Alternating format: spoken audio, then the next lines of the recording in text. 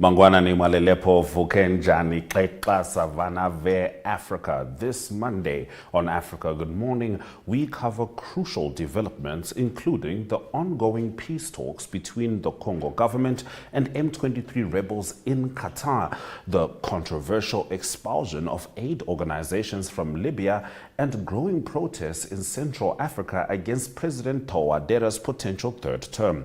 We also remember the life of Amadou Bagayoko, the legendary Malian musician who passed away at 70, and highlight Zambia's President Hichilema's involvement in this year's Kuomboka ceremony. Additionally, the Zambia report with Mike Sichula brings the latest on the Copper Queen's narrow defeat to Thailand and the under-17 football team's qualification for the World Cup. Stay with us for these stories and more on DSTV 285, GOTV 25, OneUp2.com and Network Media Hub on YouTube. My name is Ashwin Berry. Top story shortly.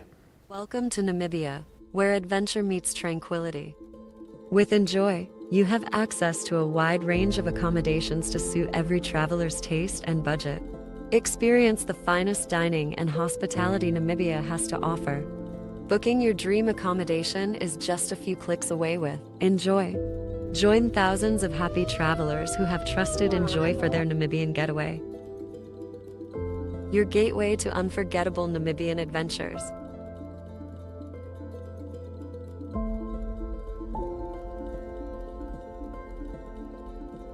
Visit us today at enjoy.my.na.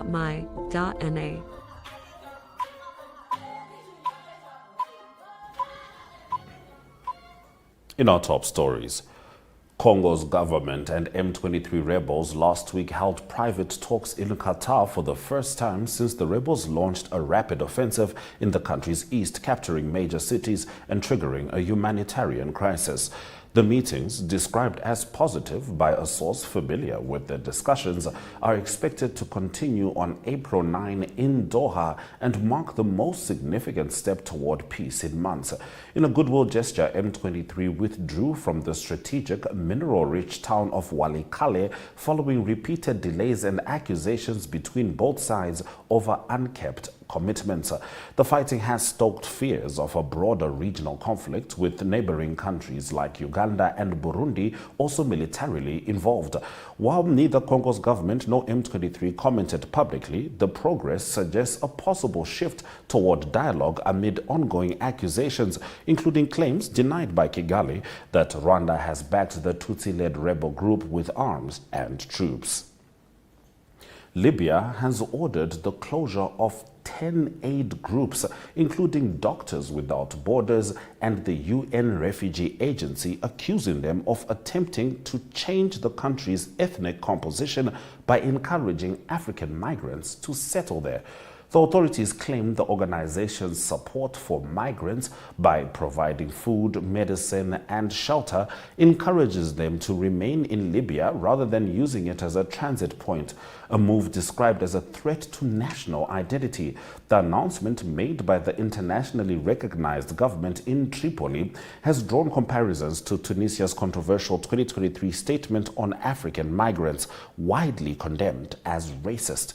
Aid groups have decried the expulsions, citing increasing harassment and a warning of dire humanitarian consequences. Critics say many migrants face horrific abuse in Libya, including torture, rape, and enslavement, while rights organizations reject the claim that helping refugees constitutes a demographic plot. The UNHCR defended its 3-decade presence in the country and said it operates with the government's consent, while MSF warned the crackdown puts both patients and aid workers at risk. Thousands of demonstrators marched through the streets of Bangui to protest against President Faustin Archange Touadéra's rumored push for a third term in office. Organized by the opposition bloc BRDC, the rally drew nearly 5,000 people, many of them young, who marched in solidarity from Jackson Bridge to the Boganda Monument, chanting the national anthem and holding anti-third term banners. Opposition figures, including Martin Ziguele of the MLPC, praised the youth-led mobilization as a sign of rising political awareness and frustration over governance failures.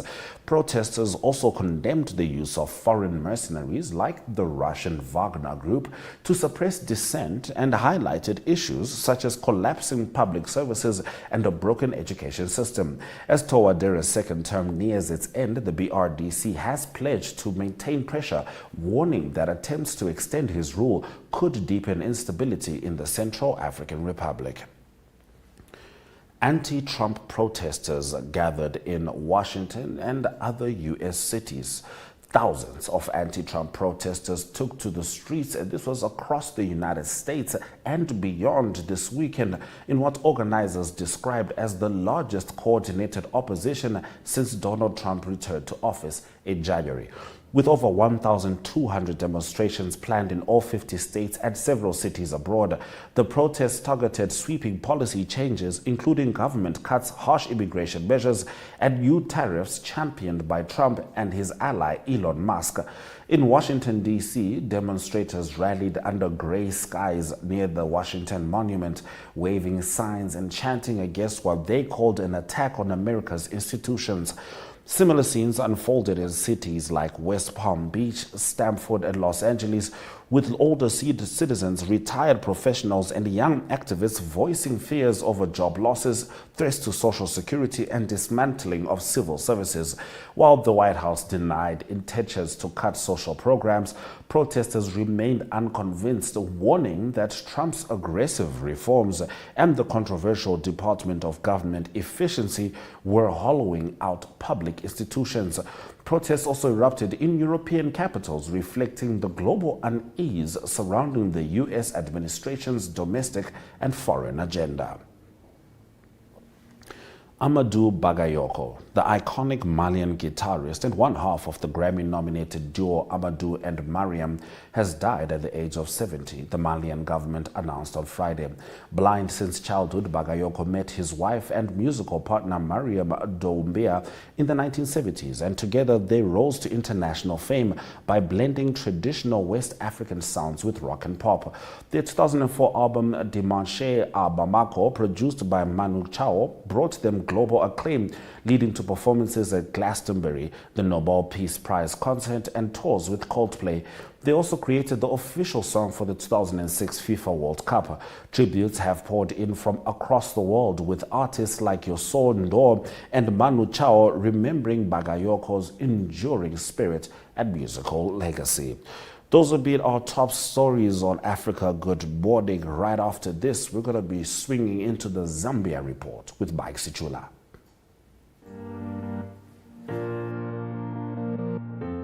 Irango Med is a leading distributor, working in partnership with NewMed and WestMed to meet the comprehensive needs of the Namibian healthcare sector. As a partner pursuing sustainable global healthcare, we offer industry-leading medical solutions through our key focus areas, which include pharmaceuticals, orthopedics, ophthalmology, surgical devices, and capital equipment, as well as a well-established scientific laboratory division.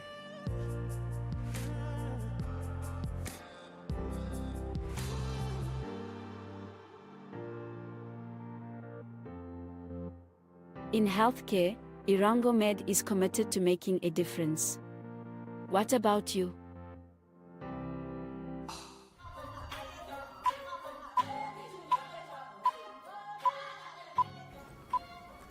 It's time to talk to Mike Sichula as he delivers the Zambia report. Mike, Wadiwanji. Bueno Mulibwanji, Africa, good morning to our dear viewers. Africa, good morning indeed. Now, Mike, President Hichilema was among those who attended this year's Kuomboka ceremony last weekend. Tell us more about this colorful ceremony. Yes, indeed, quite a very colorful ceremony. This is one of Zambia's major traditional ceremonies that takes place in April. So the president was the guest of honor at this year's Kuomboka ceremony taking place in Mongo, Western Zambia. So the ceremony was held under the theme Kuomboka, not just a traditional ceremony. So this event attracts both local and international tourists. And the climax of this ceremony is when the king of the Lozi, known as the Lutunga, moves from Lialeui to Limulunga in his majestic a traditionally made boat called the Narikwanda, sailing through the flood plains of the Zambezi River. So this year's event was not short of controversy, as some people of the Lozi tribe threatened that the president should not attend this year's event because they believe he has not offered his promise made to the people of Western Province that he was going to honor the 1964 Balose Land Agreement.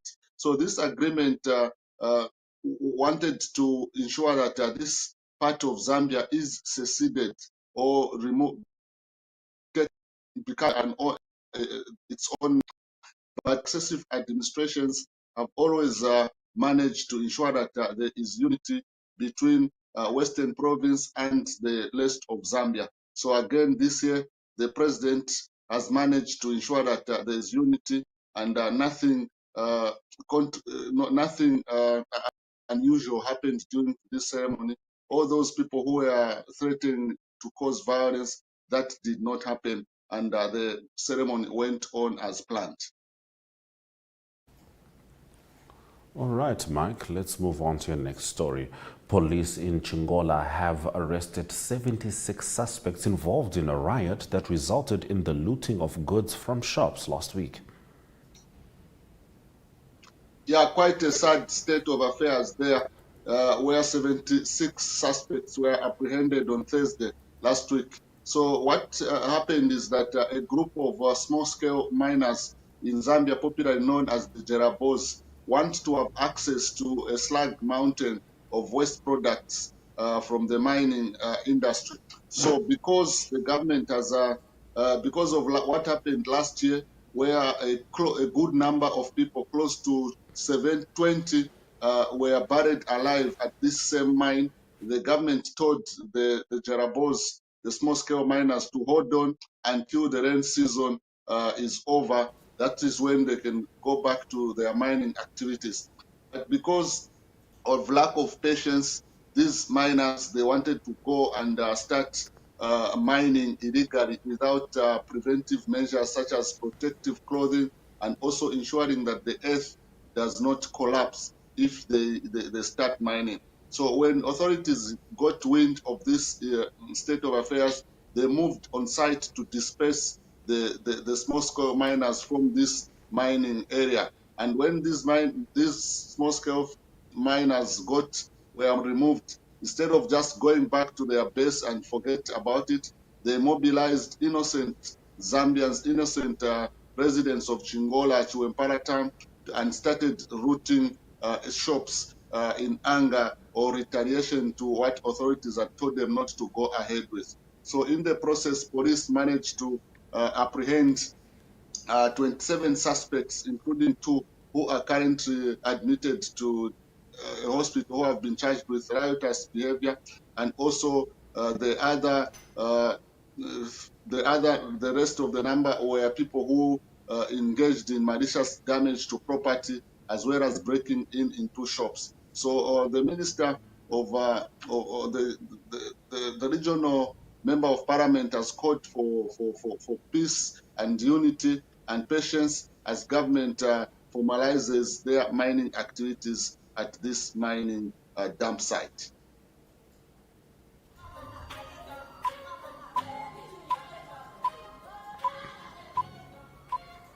Let's get into the sports news stemming from Zambia. The Copper Queens lost 3-2 to Thailand, but it's looking better for the boys under 17s.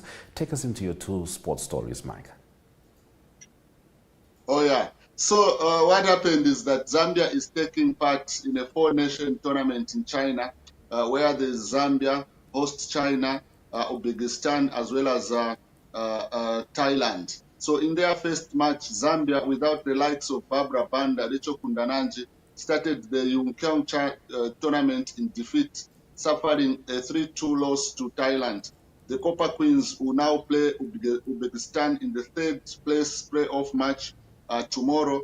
And Coach Nora, the Switch International, is using the tournament to prepare for the upcoming 2025 WAFCON to be held in July in July in Morocco. So last time Zambia were at the AFCON, they won a bronze medal. So because of the likes of Barbara Banda, Rachel Kundananji, a lot of Zambians, and including the Football Association of Zambia, led by Mr. Andrew Kamanga, they are hoping that this time around the Copper Queens can be crowned champions of Africa.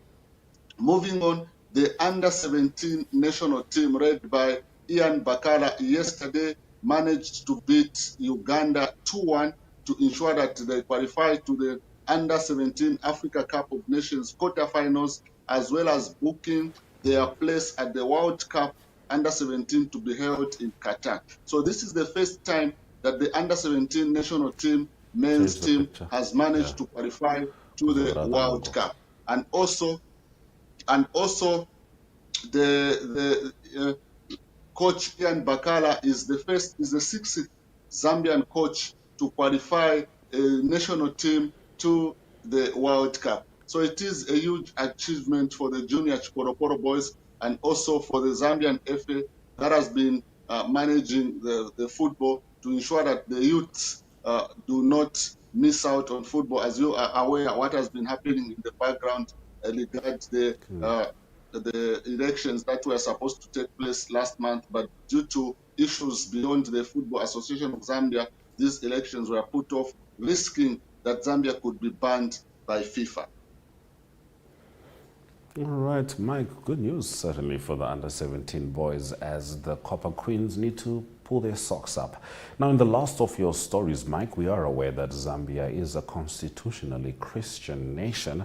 However, a Nigerian pastor led a prayer service with thousands of Christians in the capital city of Lusaka. No one was ready for these numbers. To put it so, because this event was happening during the middle of the week when you do not expect people to converge in one place because you are expecting a lot of people to be working. But yes, it was a different issue because the event was taking place at the Lusaka Showgrounds at 16 hours, but the place was being filled by people as early as 6 hours in the morning. So when it came to around 15 hours, as you can see how the people turned out in the showgrounds, multitudes of Zambians from all walks of life, and it shocked a lot of people as to how local pastors in Zambia fell. You can see people there having their lunch, their meal before the main event. So this event has caused a lot of stir on social media because a lot of Zambians who were not even aware have wondered why local pastors failed to attract so much people to their events. So this is because of the filled up to capacity meeting on Thursday last week. The prayer conference featured Pastor Jerry Ezi, Pastor Nathaniel Bazo, and a musician Sinai of Nigeria. So the conference, which was for 16 hours, like I did say, attracted followers from as early as 6 hours in the morning. You can imagine that.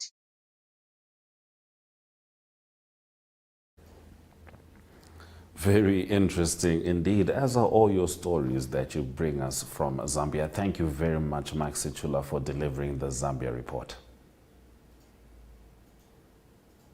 Thank you very much, Africa. Good morning, and I'm glad that you spoke about the under-17 qualifying to the World Cup. It is a very big achievement for Coach Ian Bakala, who just lost a job at his club. So him qualifying to the World Cup, it is a big relief. Thank you very much, Africa. Good morning to our dear viewers. Zambia Kuchalo. Stay with us as we head into economic news.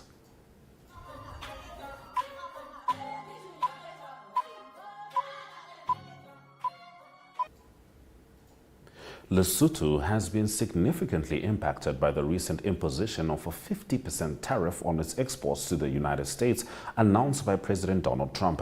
The small southern African country, which relies heavily on textile exports, especially jeans, has been hit hard by the tariffs as the U.S. is one of its largest trading partners. Lesotho's textile factories, which produce garments for major American brands like Levi's and Wrangler, make up nearly 3/4 of the country's exports to the U.S. This tariff threatens to disrupt the garment industry, which is a key source of employment, with potential factory closures and job losses.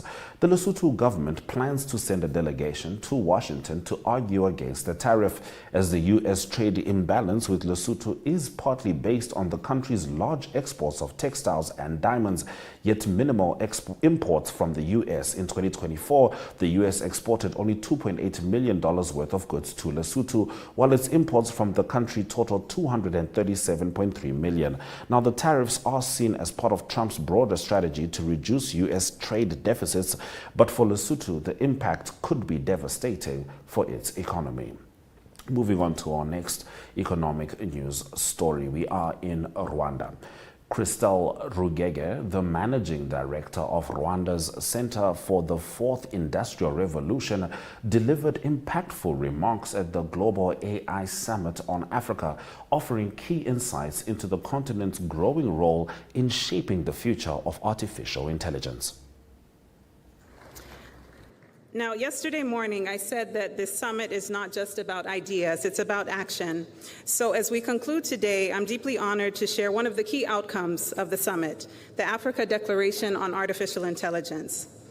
Building on foundational strategies, policies, and commitments of the African Union, Smart Africa, and the United Nations, this declaration acknowledges the unique opportunities, risks, challenges that AI presents for Africa, and a collective vision to scale Africa's AI capabilities responsibly, ethically, while driving innovation and inclusive growth across the continent.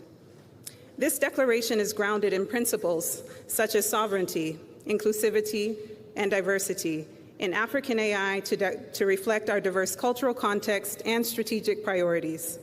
We recognize that AI must serve all African communities, guided by principles of ethics, transparency, and human dignity.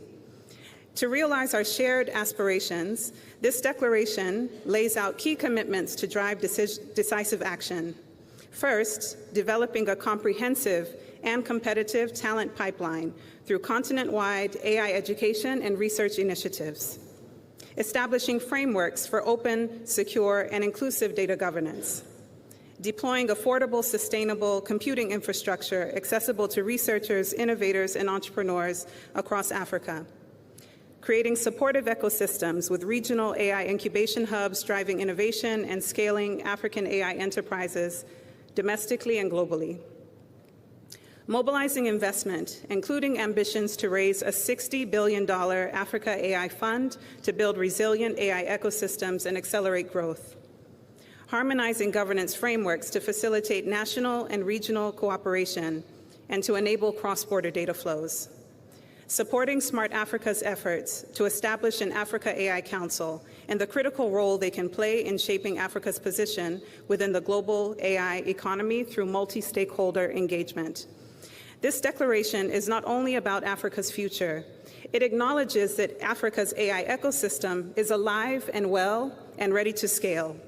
As we conclude this summit, let's ensure that next time we meet, we are reporting on progress, infrastructure that has been built, partnerships that have emerged, and enterprises that have been scaled. I thank you all for your contributions to this inaugural summit, and although the event has ended, I think the work starts here. So I wish you all a good evening and best for everyone who is traveling back to your respective countries. Thank you. Thank you for staying with Africa Good Morning throughout the broadcast. We are here throughout the week, every single weekday. Today, we zoned in on Zambia. Tomorrow, it's Zimbabwe. Wednesday, Botswana. Thursday, South Africa. And Friday, we swing right back to the land of the brave, Namibia. From me, Ashwimberi, and the Africa Good Morning team, DSTV 285, GOTV 285, 102.com, and Network Media Hub on YouTube is where you can always find us. Suraj Kanaka.